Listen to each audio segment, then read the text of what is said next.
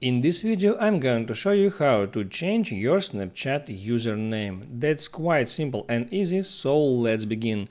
Once you open up Snapchat, you need to open your profile and here tap on the gear icon.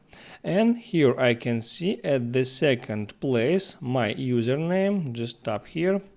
And now I tap on change username right here.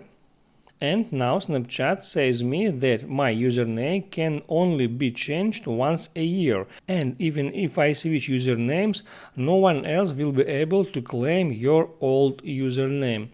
Tap continue, and at this step we need to select new username. I can delete current one and let's type in something.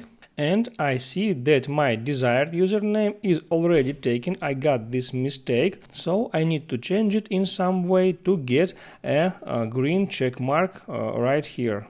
So now I got that one, this username is free, and I just tap on next, and now I need to confirm the changes by entering my password. I enter it, tap on confirm. And on the last step, Snapchat asks me again if I really want to change my Snapchat username, because you can only change your username once a year. I tap on confirm here, and my username has been successfully updated. Continue, and let's check really the username was updated. I hope it helps you, so before you go, please like and subscribe.